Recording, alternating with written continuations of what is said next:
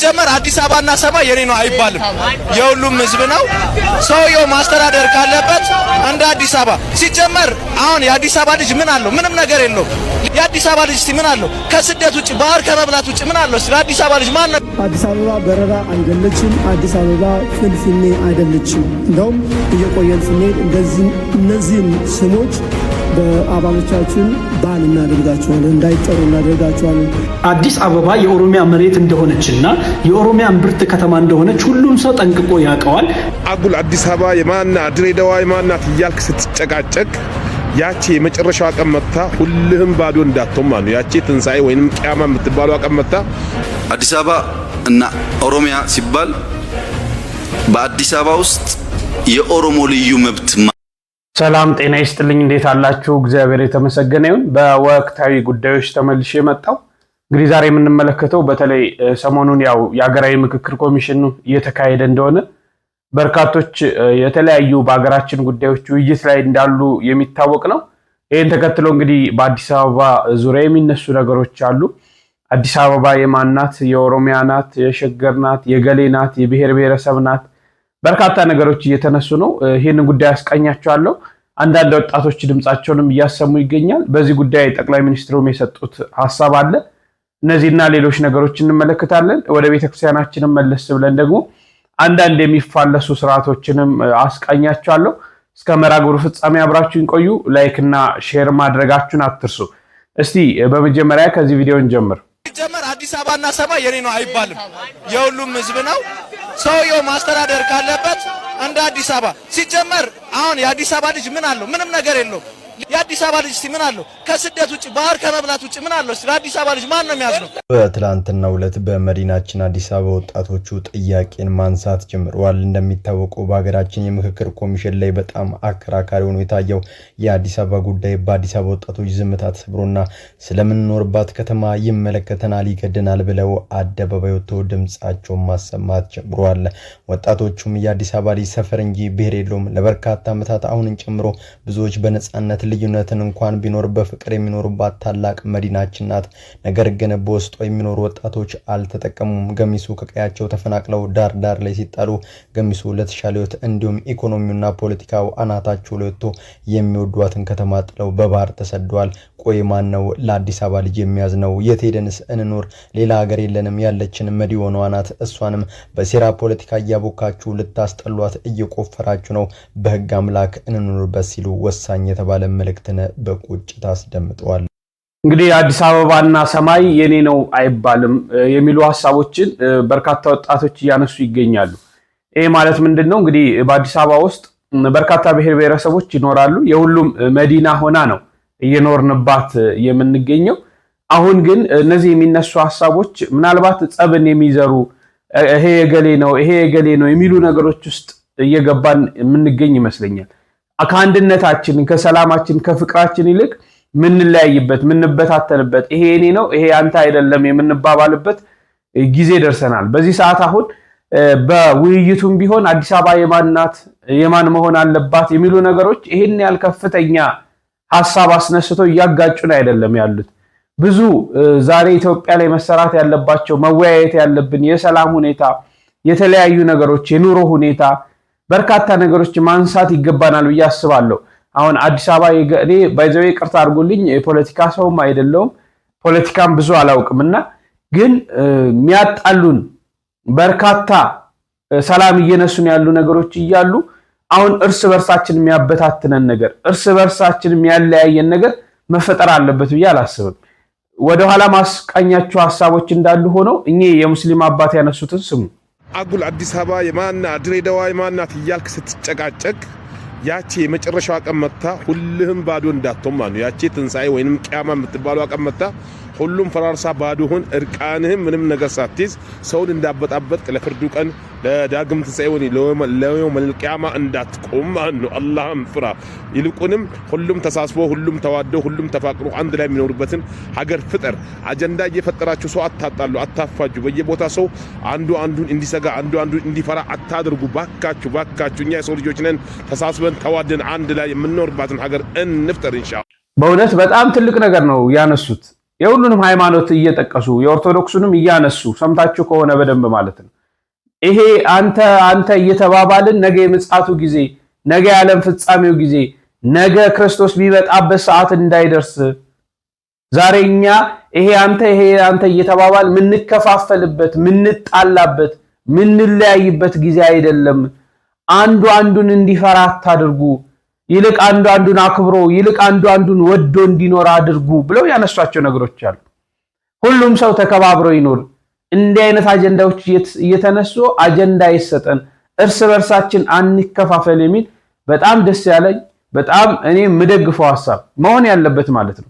በቃ አዲስ አበባ ውስጥ ሁላችንም እንኖራለን። ሰርቶ ተለውጦ ቤተሰብ መስርቶ የሚኖር በርካቶች አሉ። የገሌ ወገሌ ሳይሆን የሁሉም ኢትዮጵያውያን፣ ያውም ደግሞ የኢትዮጵያ ዋና ከተማ ናትና በሰላም በፍቅር ተከባብረን ብንኖርባት አይሻልም ወይ? እሺ እነዚህን ሁለቱን ሐሳቦች ላስቃኛችሁ። በዛውም የጠቅላይ ሚኒስትሩን ሐሳብ ስሙት። አዲስ አበባ የኦሮሚያ መሬት እንደሆነችና የኦሮሚያ እምብርት ከተማ እንደሆነች ሁሉም ሰው ጠንቅቆ ያውቀዋል። ነገር ግን አይደለችም ብሎ የሚከራከሩ ሰዎች ብዙ ጊዜ ሁለት የመከራከሪያ ሐሳቦችን ያቀርባሉ። እነዛ የመከራከሪያ ሐሳቦች ምንም ውሃ እንደማያነሱ አሁን አብረን እናያለን። አንደኛ የአዲስ አበባ ከተማ በሌሎች ብሔር ብሔረሰቦች ነው የለማቸው፣ ስለዚህ የኦሮሚያ ልትሆን አትችልም የሚል ነው። ይሄ ሎጂክ ምንም አሳማኝ አይደለም። ምክንያቱም ሌሎች የኦሮሚያ ከተሞችም እንደ አዳማ እንደ ቢሾፍቱ ያሉ ከተሞች በብሔር ብሔረሰቦች አስተዋጽኦ ነው የለሙት እንጂ በኦሮሞ ብቻ አይደለም። ይሄን ሎጂክ ግን እነዚህ ከተሞች ላይ ሲጠቀሙ አታያቸውም። ሁለተኛው ከተማዋን በግልጽ የኦሮሞ ናት ካልን ነገ ኦሮሞ ተነስቶ ሌሎች ብሔር ብሔረሰቦችን ውጡልኝ ብሎ ያስገድዳል የሚል ነው። ነገር ግን ይሄ ቀሽም የሆነ መከራከሪያ ነው። ምክንያቱም አዲስ አበባ ያንተ ናት ስለተባለ ውጡልኝ የሚል ከሆነ እስከ ዛሬ በሌሎች የራሱ ከተሞች ውስጥ ከብሔር ብሔረሰቦች ጋር በሰላም በፍቅር በመቻቻል አብሮ መኖር ባላስፈለገ ነበር። እንደ ምሳሌ አዳማንና ጅማን ብንወስድ ከኦሮሞ ቁጥር በላይ የሌሎች ብሔር ብሔረሰቦች ቁጥር ይበልጣል። ነገር ግን ከተማውም የሱ ነች።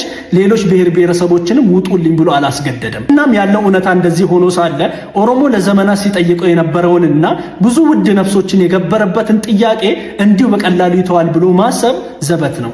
ስለዚህ አዲስ አበባ የኬሌ ሳይሆን የሁሉም ኢትዮጵያዊ ልክ እንደ ማንኛውም ከተማ ተደርጎ መታሰብ በጣም መልካም ይሆናል። ከኦሮሚያ አንጻር በሕገ መንግስቱ ያለው መብት ይከበር የሚባልበት ምክንያት ምንድን ነው የሚለውን ደግሞ በጣም ዋይዝ ሆኖ ማየት አስፈላጊ ነው። የአዲስ አበባ ከተማ ካፒታል ሲቲ ብቻ አይደለችም። የፌዴራል መቀመጫ ብቻ ሳትሆን ኢንዱስትሪያል ሲቲ ናት። በውስጧ ኢትዮጵያ ውስጥ በርካታ ፋብሪካ ከያዙ ከተሞች ትልቋ አዲስ አበባ ናት። በዚያ ምክንያት ከሷ የሚወጡ ከፋብሪካዎች የሚወጡ ቆሻሻዎች በቀጥታ የክልሉን የኦሮሚያን አጎራባች ክልል ፊንፊኔን ልዩ ዞን ጥቃት ያስከትላል። አንድ የዛሬ 10 እና 15 ዓመት አዲስ አበባን ስናቃት አሁን ያሉ ፎቆች አሁን ያሉ መሰረተ ልማቶች አልነበሩም። አብዛኛው ለአዲስ አበባ መሰረተ ልማት የሚመጣው ግብአት አሸዋም ሁሉም ሰሌክትድ ማቴሪያል ከኦሮሚያ አካባቢ ይመጣል። ከዚህ ወደ አዳማ ስትነዱ ግማሽ ተራራ ማግኘት ትችላላችሁ። የተፈጥሮ ሀብትን ታሳቢ ሳያደርግም ጭምር ተራራን አፍርሶ አፈር ይዛቅ ነበር ከዛ አካባቢ። ያ ብቻ አይደለም። በብዙ መንደሮች ባለሀብቶች የራሳቸውን ህንፃ ለመስራት ቆፍረው አሸዋም መሬትም ሲያወጡ በዚያ አቅራቢያ ላሉ አርሶ አደሮች ጤንነት እምብዛም አይጨነቁም። ሄዳችሁ ማረጋገጥ ትችላላችሁ። ብዙ ሰዎች በዚያ ምክንያት የአይን በሽታ ተይዘዋል። አንዱን ስናለማ ሌላኛውን እየጎዳን መሆን የለበትም። ውሃ በሚመለከት ከሁሉም ኦሮሚያ አካባቢዎች ከቡራዩ አካባቢም ከሱሉልታ አካባቢም ከለገዳሪ አካባቢ ውሃ ይመጣል። በእነዚህ አቅራቢያ ያሉ አርሶ አደሮች ቀበሌዎች ግን ያን ውሃ አይጠቀሙም። ይሄ ጉዳይ አዲስ አበባን መጥቀም ኦሮሚያን መጉዳት፣ ኦሮሚያን መጥቀም አዲስ አበባን መጉዳት እንዳይሆን ሆኖ እንዴት ሊሰራ ይገባዋል የሚለውን ጉዳይ ሁለቱ አስተዳደሮች በሰከነ መንገድ መምከር አለባቸው። አዲስ አበባም ሳይሳቀቅ ልማቱን ማቀጠል አለበት። እዛ አቅራቢያም ተጎዳን የሚሉ አርሶ አደሮች ተጠቃሚ መሆን አለባቸው። ይህም በሚመለከት አዲስ አበባ እና ኦሮሚያ ሲባል በአዲስ አበባ ውስጥ የኦሮሞ ልዩ መብት ማለት አድርጎ የሚያስቡ ሰዎች አሉ። አንድ ኦሮሞ አዲስ አበባ ሲኖር አንድ ጉራጌ አዲስ አበባ ከሚኖረው የተሻለ መብት ያለው አድርጎ የሚያስቡ ሰዎች አሉ። ይሄ ስህተት ነው። የኦሮሚያ ክልል ልዩ ጥቅም አለው ሲባል በሚያቀርበው ግብአት ልክ ሊያገኝ ይገባዋል ነው እንጂ እያንዳንዱ ኦሮሞ ከዛ እየመጣ እዚህ የተለየ ከሌሎች ዜጎች የተለየ ነገር ያገኛል ማለት አይደለም።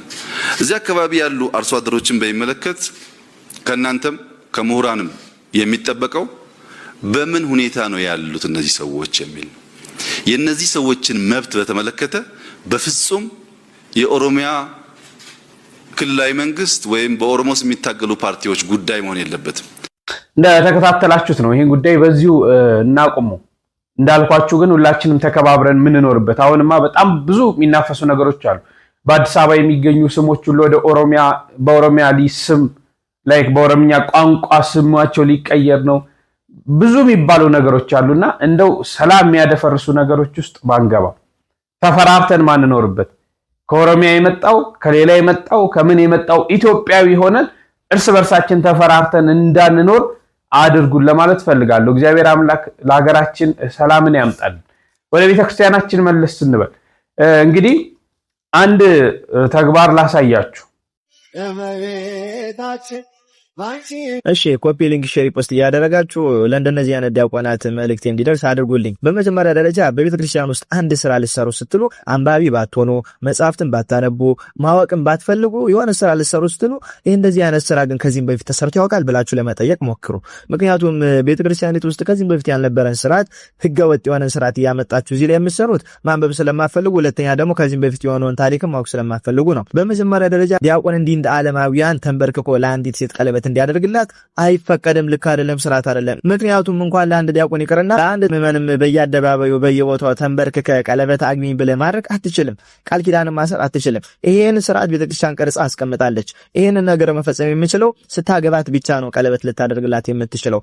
እጮኛ ሆና እንድትቆይ ከፈለክ እቺ ልጅ ሄደህ ንስሐ አባትን አማክር፣ እሷ ንስሐ አባቷን ታማክር። ንስሐ አባቶች ይነጋገሩና ወላጆችን ሄዶ ያነጋግሩ፣ ሽማግሌ ላክ፣ ይፈቀድልህ። ከዛም በኋላ እስከምታገባት ድረስ አንተ እሷን ትጠብቃታለህ፣ እሷም አንተን ትጠብቃለች ከኃጢአት ማለት ነው። በዚህ አማካኝነት አብራችሁ ትዘልቁና የጋብቻችሁ ቀን ሲደርስ ታገባላችሁ እንጂ በየአደባባዩ ተንበርክካችሁ ከስርዓተ ቤተክርስቲያን ውጭ ሆናችሁ ህገወጥ ሆናችሁ ምዕመናን ለራሱ ይሄንን እንዲያደርጉ አይፈቀድላችሁም። ያኔ ቀኑ ሲደርስ ግን ቤተክርስቲያን ሆነ እሷም ካባዋንና አክሊሏን ለብሳ አንተም ደግሞ አክሊልንና ካባን ለብሰ በእግዚአብሔር ፊት ቃል ኪዳን አድርጋችሁ ቀለበት ታስራላችሁ እንጂ ፈርማችሁ ትስማማላችሁ እንጂ በአደባባይ ከየትም የለቃቀማችሁትን ከየትም የቃረማችሁትን ስርዓት ዲያቆን ተብላችሁ በዚህ ሚዲያ ላይ ባታንጸባርቁ መልካም ነው። በሚዲያ እንኳን ባትለቁት ይሄ ነገር ኃጢአትና ህገወጥ መሆኑን ማወቅ መቻል አለባችሁ። አንድ ዲያቆን እንደዚህ አይነት ተግባር አይሰራም። ተንበርከከ ቀለበት አደረክላት። ከዛም በኋላስ ቤተክርስቲያን የማታውቀው ቤተሰቦቿ የማያውቁት ንስሐ አባቶች ያልፈቀዱት ግንኙነት ልትፈጥሩ ነው? ምን ማለት ነው ይሄ ነገር? ግንኙነት ስላችሁ አብሮ መሆኑን ጭምር ነው እንጂ ሌላውን ግንኙነት አላቆም። እሱ የሚፈቀደው ከትዳር በኋላ ነው። ስለዚህ በዚህ ልክ እንደዚህ አይነት የወረደ ስራ የምትሰሩ ዲያቆናት ምዕመናን ተው እረፉ እያለ ምዕመናንን እናንተ ደግሞ ከምዕመናን ድሳችሁ ዲያቆን ገለኔ ብላችሁ ቀለበት ተንበርክካችሁ ስታስሩ ልታሳዩን አይገባም። አንብቡ። ማንበብ ደግሞ ካልፈለጋችሁ ይሄ ነገር ከዚህም በፊት ተደርጓል እንዴ ብላችሁ ጠይቁ። መጻፍትን መርምሩ። ዲያቆን የተባላችሁት እኮ እንድትማሩ መጻፍትን እንድትመረምሩ ስርዓተ ቤተክርስቲያንን እንድታስጠብቁና ምዕመናንን እንድታስተምሩ እንድትደግፉ እንድትጠብቁ ነበር። እናንተ ግን ከሱ ብሳችሁ ተንበርክካችሁ ቤተክርስቲያን የማታውቀውን ንስሐ አባት የማያውቀውን ቤተሰብ የማያውቀውን እዚህ ጋር መጥተ ቀለበት እያሰርክ ለሚዲያ አጋልጦ መስጠቱ ምን የሚሉት ስርዓት ነው? ስለዚህ ከዚህ ነገር እንድትቆጠቡ ብችል ይሄ ነገር ልክ አይደለም። ለንስሐ አባቷ ታሳውቅ፣ ቤተሰብ ይውቅ፣ ሽማግሌ ላክ። እስከዛ ያንን አቅም ከሌለ ደግሞ ተሰብስበ አርፈ መቀመጥ ነው። ይሄ ነገር ወደ ዝሙት ያመራል። ዝሙት ደግሞ ክህነትን እንድታፈርስ ያደርጋል። ክህነትን ካፈረስክ ደግሞ ተመልሰ ለቤተክርስቲያን ጠላት የምትሆነው አንተ ነህ፣ ከምዕመናኑ ብሰ ማለት ነው። ይሄን ነገር ለመስራት መንገድ የጀመራችሁ ሰዎች ልክ አይደለም። ይሄ ዲያቆን ስርዓተ ቤተክርስቲያንን ጥሷል፣ ስርዓተ ቤተክርስቲያንን አፍርሷልኝ። ቢያንስ ትክክለኛ አባት ቢኖር ይሄ ልጅ ክህነቱን ይይዙበት ነበረ። አሁን ግን እንደዛ የሚያደርግ አባትም ለቤተክርስቲያን ስርዓት የሚጨነቅ ሰው ስለሌለ እኛ በቻልነው አቅም ሚዲያ ላይ ወጣን እንጮሃለን ማለት ነው። ምክንያቱም እንዲህ አይነት ስራ ዲያቆናቱ ደግማችሁ እንዳሰሩ ምዕመናኑ ደግሞ ልክ ነው ብለው እንዳይቀበሉ ለማድረግ ኮፒ ሊንክ ሼር ፖስት እያደረጋችሁ ለብዙዎች አዳርሱት። መቼም ከምዕራቡ ዓለም የምንኖር ሰው በርካታ ነገሮችን ከምዕራቡ ዓለም ነው እያመጣን ያለ ነው። ይሄ ታገቢኛለሽ፣ ቤቢ ሻወር፣ ምናምን ሻወር፣ በርካታ ነገሮች እየተነሱ እየመጡ ነው ያሉት። ከምዕራቡ ዓለም ነው የምንቀበለው። ባይዘው የኛ ባህል አይደለም። እሺ አሁን ደግሞ ደርሶ ወደ ቤተክርስቲያን ገብቷል። እንግዲህ አንድ ዲያቆን የቤተክርስቲያንን ስርዓት የሚያስተምር ራሱ አርአያ የሚሆን ቤተክርስቲያን በዚህ ጉዳይ ምን ትላለች? እኔ አሁን አንድ ሰው ዲያቆን ከሆነ ለሰዎች መሰናከል መሆን የለበትም። ሰዎች እሱን አይተው ወደ ገደል ወደ ጥፋት መግባት የለባቸውም። ያንን ክህነት ሲቀበል የእግዚአብሔርን ስም እያስከበረ የቤተክርስቲያኒቷን ስም እያስከበረ ይልቅ በሱ ሰዎች እንዳይወርቁ ሰዎች እንዳይሰነከሉ እየተጠነቀቀ ኃጢአትን እየተጸየፈ ራሱን ከዓለም ደብቆ መኖር ያለበት ነው። ዛሬ እኛ ዓለማውያን ነገሮችን ወርሰን ክህነቱን ይዘን ዘፈንን ዘፍናለን፣ ክህነቱን ይዘን መዝሙር እንዘምራለን፣ ክህነቱን ይዘን መንፈሳዊ ቦታ እንሄዳለን፣ ክህነቱን ይዘን ዓለማዊ ቦታ የጭፈራ ቦታ ለእኛም አይመጥን ቦታ እንሄዳለን። ዛሬ ደግሞ ብለን በዓለም የሚደረጉ ነገሮችን ምንድነው ማገኘው ጥቅም? ሰዎች ከዚህ ምን ይማራሉ? እኔ ይህንን ስላደረግኩት ምን አይነት ነገር ይከሰታል የሚሉ ነገሮችን ወደኋላ ማሰብ ተስኖናል። ችግር እየፈጠርን ያለነው እኛ ነን። ምን ችግር አለው በሚል ማለት ነው። ገና ምን ችግር አለው ብለን ስናወራ ራሱ ችግር አለው። ቤተክርስቲያን በምን ችግር አለው የምትመራ አይደለችም፣ ስርዓት ያላት ናት። ስለዚህ በዚህ ቤት ውስጥ ደግሞ አርአያ ልንሆን እግዚአብሔርን የሰጠንን ስልጣነ ክህነት አክብረን ልንኖር ይገባል። መቼ ነው ቤተክርስቲያን ቀለበት እንድናደርግ የሚፈልገው? በምን አይነት ሁኔታ ነው የሚታጨው? ራሱን የቻለ የቤተክርስቲያን ስርዓት አለው እና ሰዎች ይልቅ በዓለማዊ ያሉ ሰዎችን እኮ ስታነሱ ምን ዲያቆኑ ያደርግል፣ ቄሱ ያደርግል፣ መነኩሴ ያደርግል፣ እኔስ ባደርግ ምን ችግር አለው ይላሉ። ከኛ አይተው ለሰዎች መሰናከል መሆን የለብንም፣ መጠንከር አለብን ብዬ አስባለሁ። እና እንዲህ አይነት ስርዓቶች ባይለመዱ ባይሆኑ ይልቅ እንደውም ብናጠፋቸው ዛሬ ምን ያህል ወጪዎች እንደወጡ ምን ያህል ነገሮች ውስጥ እንደሚገባ በታገቢኛለሽ ምክንያት በየሆነ ነገር ምክንያት ከዚህ ከምዕራብ ዓለም በመጣ በዓል ብዙ የሰዎች ህይወት እየተናገ ይገኛል። ወንዱም ገንዘብ ሳይኖረው ምን ትለኛለች ለገሌ ተደርጎ በሚል ማይገባበት ነገር የለም። ዛሬ ሰዎች ትዳርን እየፈሩ እየኖሩ ነው። ባይዘው እሺ አልገባንም እንጂ ብዙ ሰዎች ወደ ትዳር ዓለም ውስጥ አይገቡም። ብዙ ካልኩሌት የሚያደርጓቸው ነገሮች አሉ። ከትዳር በፊት ማድረግ ያለባቸው ነገሮች ሲታሰብ ከባድ ነው። እግዚአብሔርን ይዘን ስለማንጓዝ ማለት ነው። እንደሄ ብቻ አይደለም። የነዚህ ካህናትንም ስሙ ጄኬው ሰው የሚባል ለክርስትና ለሽምግልና እንዲሁም ለሰርግ ለሁሉም ይገኛልና ልጁ መንፈሳዊ ልጅ ነው፣ የቤተ ክርስቲያን ልጅ ነውና ሁላችሁ በዚህ በገብረ መድኅን ጄኬው ዲጄ በሚባል በዚህ እንድትገለገሉ በእግዚአብሔር ስም እንጠይቃለን። እግዚአብሔር ሀገራችን ኢትዮጵያን ይባርክ። እነዚህ ካህናት ምን እያሉ ነው?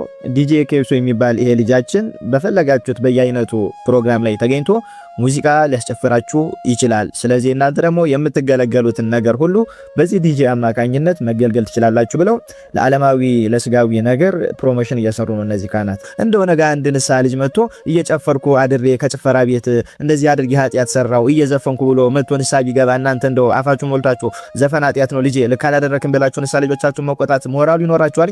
ምክንያቱም ራሳችሁ አድቨርት ያደረጋችሁት ጭፈራ ላይ ሄዶ ይሄ ልጅ ጨፍሮ መጥቶ ንስሐ ቢገባ ልክ አይደለም አትሉትም። ምክንያቱም ይሄንን ጭፈራና ኃጢአት ያስተዋወቃችሁት ራሳችሁ ናችሁ። ይሄን ልክ አርቃችሁ ማሰብ መቻል አለባችሁ። ኮፒ ሊንክ ሼር ፖስት እያደረጋችሁ እስከ መጨረሻው ድረስ ቪዲዮን ተከታተሉት። በመጀመሪያ ደረጃ በዚህ ዘመን ያለን ካህናት በእርግጠኝነት ከ100% 90% ያልተማረ ነው። ተማሩክ የሚለው ምንድነው? ዳሴ ማርያም ከዛ መልካ ማርያም መልካ ኢየሱስ ተምሮ ዲቁናውን ይቀበላል። ከዲቁናው ደግሞ እየቀደሰ የቆየና ቅስናውን ይቀበላል። በልምድ ነው የሚጓዘው። ከዛም በኋላ ቤተክርስቲያን ምን ትላለች፣ መጽሐፍት ምን ይላሉ፣ አባቶቻችን በዚህ ቤተክርስቲያን ውስጥ ሲኖሩ እንዴት ኖሩ የሚለው አያገባቸው። ምክንያቱም አንዴ ገብተው ቀድሷል፣ ደሞዝ እየተከፈሉ ነው። ሌላ ነገር አይፈልጉም።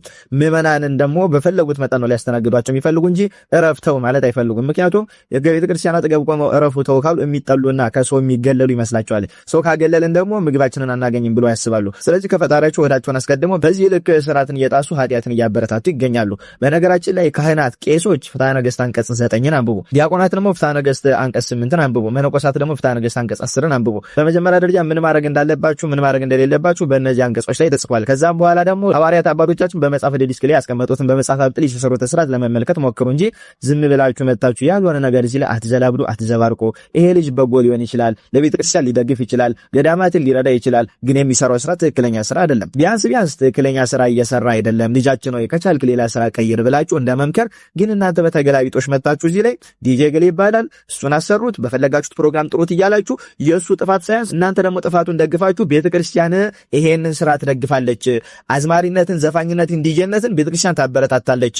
ይሄን ደግሞ ዲጄነት የምታበረታታው ሰውየው ለቤተክርስቲያን እስከደገፈ ድረስ ብቻ ነው የሚል ሳቢ ሰው እንዲዝ እያደረጋችሁ ነው። ምክንያቱም ቄስ ናችሁ፣ መስቀል ጨብጣችኋል፣ ሻሽ ጠምጥማችኋል፣ ሶስት ናችሁ።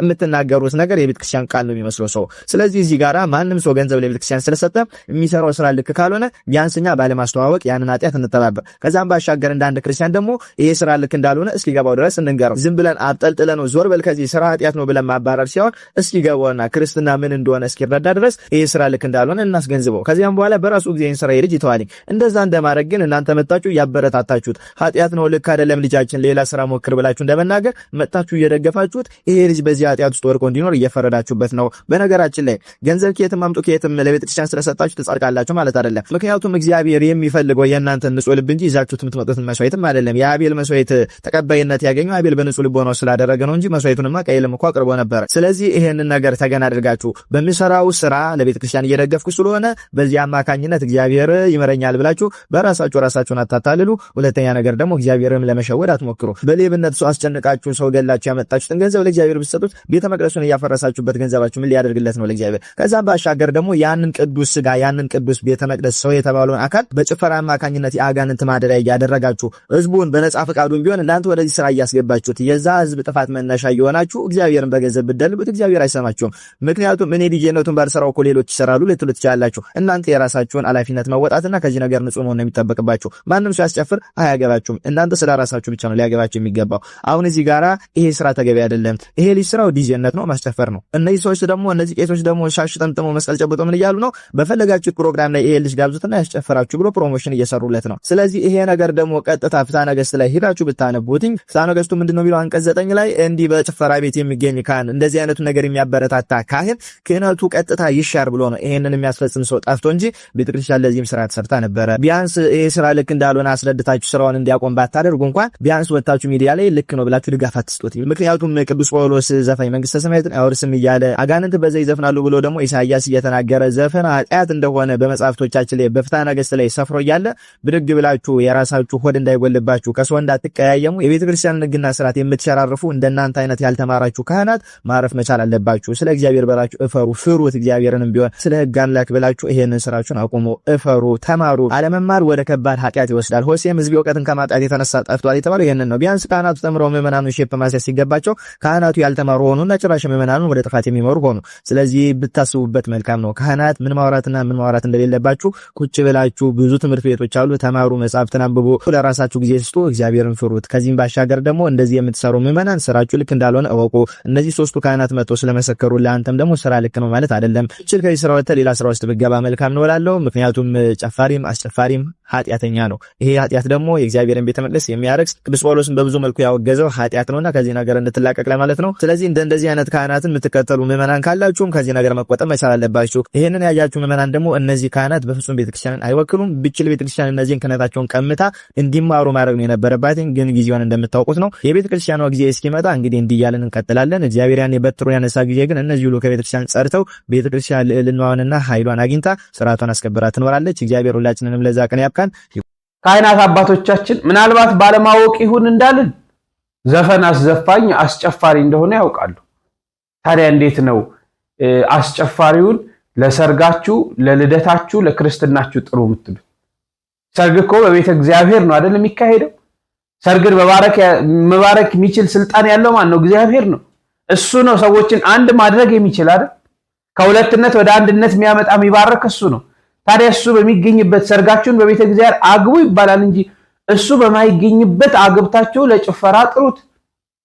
ክርስትናስ ቢሆን የሥላሴን ልጅነት አይደል እንደሚገኝ ያ ያዳም በደል ያ ኃጢአት ምናስወግድበት ልጅነትን ጸጋ መንፈስ ቅዱስ ምንቀበልበት አይደል? እግዚአብሔር ልጅነት እየተቀበለን እንዴት ነው አስጨፍሩ ትላላችሁ? ልደትስ ቢሆን እግዚአብሔር የሰጠንን ዘመን አይደለም እንባርከው? እግዚአብሔር የሰጠንን ዘመን አይደለም እንዴ እሱን እያመሰገንም እናከብረው? በምን አስባችሁት ነው አባቶቻችን? ግራ ይገባኛል። ዛሬ የቤተክርስቲያን መምህራን ናቸው የቤተክርስቲያን አገልጋይ ናቸው የምንላቸው ሰዎች የሚያደርጓቸው ስህተቶች እኔ ባለማስተዋል እንዳልን ግራ ነው የሚያጋባ። ሁሉንም ልናስተውል ልንመረምር እንደሚገባን ስለሚነግረን ማለት ነውና እኛው ኃጢአቱን ከጀመርነው እኛ ኃጢአቱን ማስተዋወቅ ከጀመርነው እኛው ኃጢአት ውስጥ መሆን ከጀመርን የምናስተምራቸው ንስሐ ግቡ ተመለሱ ከኃጢአት የምንላቸው በምን አንደበታችን ነው? ስለዚህ ጥንቃቄ ልናደርግ ያስፈልጋል እላለሁ። በዚህ ላይ ሐሳብ አስተያየት ስጡ። ይህን ሰምተን እንጨርስ። አንድ ጊዜ እንዳታሳልፉት። አዎ ማርያምን ተዋት። መቃብር አምላክን ለወለደች እናት መጨረሻ ሊሆን ይችላልን? ጥያቄ የቆየኝና ማርያም ለኢትዮጵያዊ ምን ማለት እንደሆነች ያላወቃችሁ፣ ያልጠየቃችሁ፣ ያላነበባችሁ ካላችሁ እነሆ ይሄንን ቪዲዮ ማርያም ለኢትዮጵያዊ ስል ሰየምኩት። ማርያም ለኢትዮጵያዊ። ማርያም ማህበር ናት፣ ጽዋ ናት፣ ዝክር ናት። በስሟ ተሰብስቦ እግዚአብሔር ይመለክበታል። በስሟ ተበልቶ፣ በስሟ ተጠጥቶ፣ በስሟ ተመጽውቶ፣ በስሟ ተሰብስቦ ባዳ እንደ ስጋ ዘመድ ይዋደድበታል። ማርያም ባህል ናት። ህገ መንግስት ሳይረቅ ፖሊስ ሳይደራጅ ማርያምን ብለው በስሟ ምለው በስሟ ውል አስረው በስሟ ቃል ገብተው ሀገር አቅንተውባታል። ፍርድ ቤት እስር ቤት ሳይሰራ በማርያም ተብለው ለጥል እርቅ ተቀምጠው ፍርድ ሸንጎ ቆመውባታል። ማርያም በጎ አድራጎት ሳይታወቅ ኤንጂኦ ሳይለመድ ስለ ማርያም ብሎ ጧሪ ቀባሪ ያጡ የታመሙ የተራቡ በልተው ጠጥተው ማደሪያ ያጣው ሳይቀር በስሟ ለምኖ ከማያውቀው ቤት እንደ ንጉስ አድሮባታል። ለኢትዮጵያዊ ማርያም ስሙ ናት። ኃይለ ማርያም፣ ተክለ ማርያም፣ ገብረ ማርያም፣ ወለተ ማርያም። ማርያም ተራራም ናት። ደብረ ማርያም ተራራ፣ የረር ማርያም ተራራ፣ ዝቋላ ማርያም ተራራ፣ ጊሸን ማርያም ተራራ፣ ደብረ ማርያም ተራራ፣ መቅደላ ማርያም ተራራ። ማርያም ወንዝም ናት። አቃቂ ማርያም፣ ርህረተ ማርያም፣ ባህረ ማርያም ሀገር ከፍቅሩ የተነሳ ተራራና ወንዙን የሰየመላት። ማርያም ቋንቋ ናት። ሲገረም ማርያምን፣ ሲጨነቅ ስለ ማርያም፣ ሲመርቅ ማርያም በሽልም ታውጣሽ የሚላት ማርያም የህፃን ጠባቂ የአገር ዋስትና ናት። ለኢትዮጵያዊ ማርያም የምህላው መደምደሚያ ናት። የሰላም ሚኒስቴር ሳይቋቋም የአካባቢ ጥበቃ ቢሮ ሳይደራጅ ስለ እናት ስለ ቅድስት ድንግል ማርያም ተብሎ ማዕበልና ድርቅን የበረደባት ጦርነትና ቸነፈር የቀዘቀዘባት መደብ ናት። ማርያም በስሟ ተማጽነን፣ በስሟ ዘክረን፣ በስሟ ተሰይመን፣ በስሟ ምለን፣ በስሟ ተስለን፣ በስሟ መርቀን የማርያምን ትህትና የሰለሞንን ጥበብ ይስጣችሁ ብለን ሙሽራ የዳርንባት ስማችን ናት። ማርያም ማዳበሪያ ሳይታደል አርሶ የሚያበላ የሚያቀብል ገበሬና ነጋዴ በስሟ ጀምሮ የሚዘራ የሚያጭድ ስሟን ጠርቶ የሚያመርት ነው። ማርያም ለኢትዮጵያዊ የቤተ ክርስቲያን ቅኔ ማረፊያ ናት። ቀስተ ደመና የተሰየመላት የማርያም መቀነት ተብሎ አውሮፓና ዓለም ሳይንስ ባልደረሰበት ስነ ህንፃን እንደ ላሊበላ ዜማን እንደ ያሬድ በቅኔ የረቀቁባት ስሟን በልባቸው ይዘው ነበር ማርያም ብለው። ማርያም የቤት መሰረት፣ የጉዞ መሪ፣ የእርቅ ዳኛ፣ የድሆች ባንክ፣ የህፃናት ሞግዚት፣ የጽናት ምሰሶ፣ የቃል ኪዳን ቀለበት፣ የንጋት ብርሃን፣ የሴቶች ኩራት፣ የገበሬው ተስፋ፣ የጦር ሜዳ ድል ነች። የጸሎት መዓዛ፣ የህሙማን መድኃኒት፣